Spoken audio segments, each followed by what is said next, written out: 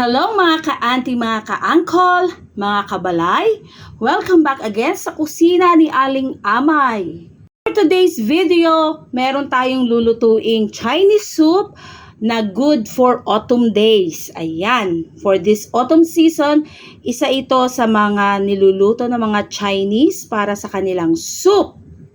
Meron tayo ditong ingredients na pork meat, meron tayong red dates or jujube, meron tayo ditong corn, sweet corn, ayan. At meron tayo ditong Chinese yam. Ayan. With these 4 ingredients, makakagawa tayo ng isang masarap na soup for today's video. Okay, uumpisahan natin itong pork, ihugasan lang natin at nagpapakulo si Aling Amay ng tubig para i-blanch natin itong ating pork.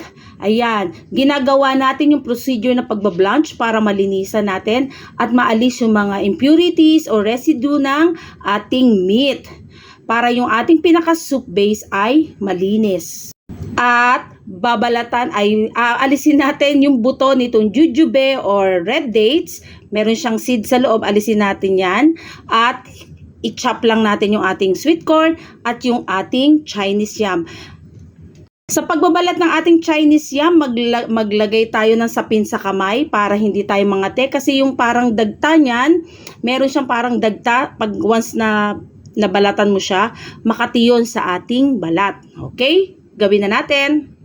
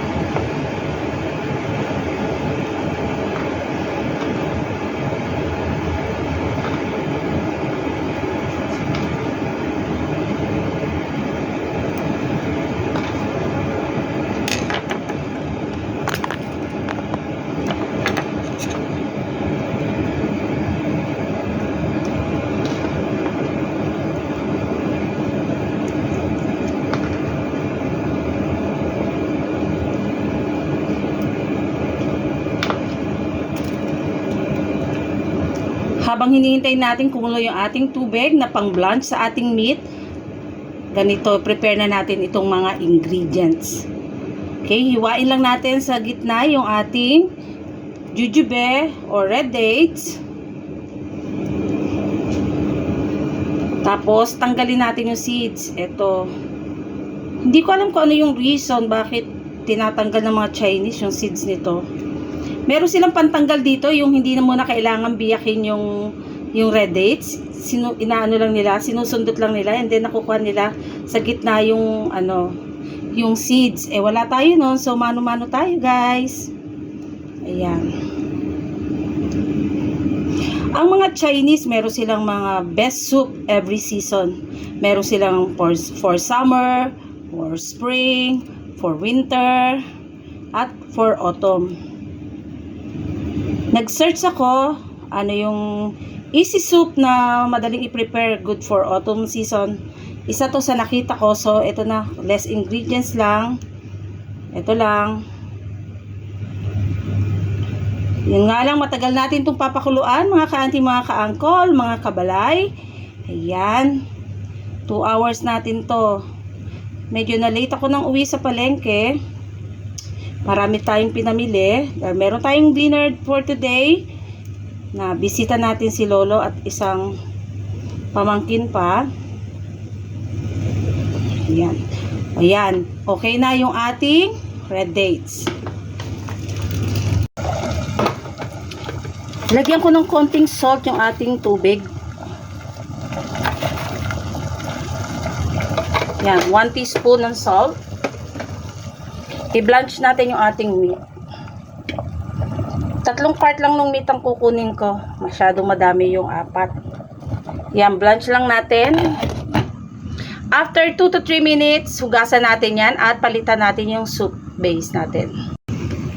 While binablanch natin yung ating meat, cut natin tong ating corn.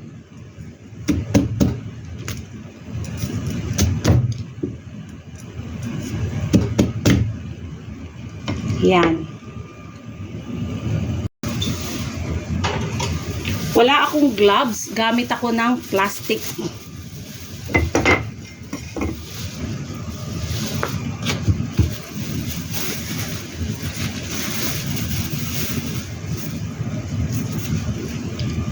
Makate. Gamit tayo ng plastic sa pagbabalat ng ating Chinese yam. Makati kasi siya. Kahit nga nagsasapin ka na, makati pa rin siya eh.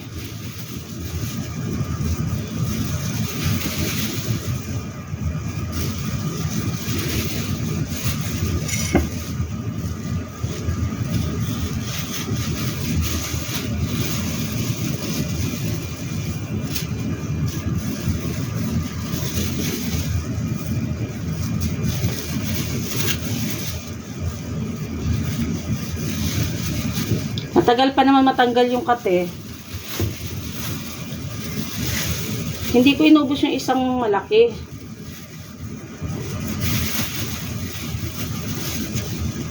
Pwede ko yung isahog sa isa pang, yung kalahati niya pwede ko pang isahog sa ibang dish.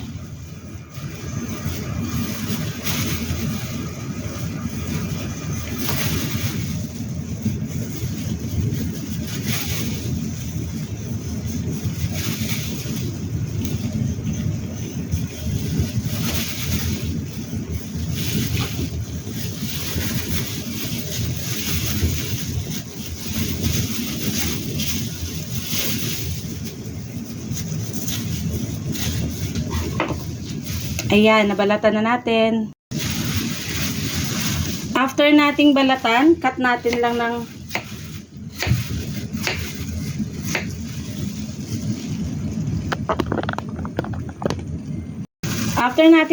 cut lang natin yan ng ganyan. Alala kayo kung anong style. Basta, ganyan lang ako. Si Aling Amay, ganyan lang i-cut yan. Babad muna natin dito sa tubig. Kaya na-blanch natin yung ating meat at nahugasan na rin natin ng ilang beses. At ito, naglagay na ulit tayo ng malinis na tubig para pakuluan. At ito na yung ating magiging soup base. Salang na natin. Ayan, salang na natin sa ating kalan yung ating gagawing soup. Ayan. Hintayin lang natin yung kumulo at ilalagay na natin yung ating mga ingredients.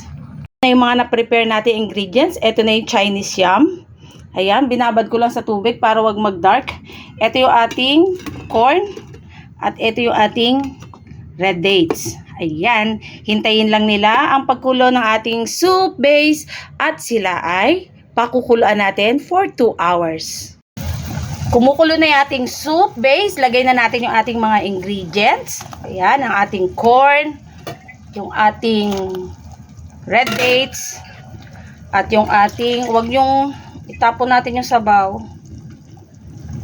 yung ating Chinese yam. Ayan, lagay na natin at pakuluan pa natin ito ng 2 hours. Ayan, pagkulo, hinaan natin yung apoy at isimmer lang natin for 2 hours. Balikan natin pagluto na yung ating soup.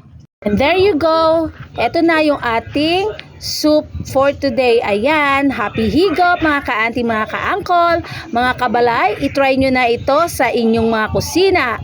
Maraming salamat po sa pag-support palagi sa aking channel at hit like and share kung nagustuhan nyo ang video natin for today. At sa mga hindi pa nakapag-subscribe sa aking channel, please do subscribe and hit the notification bell para updated sa mga susunod pang mga videos gaya nito. Happy eating, happy higop, happy life. Bye!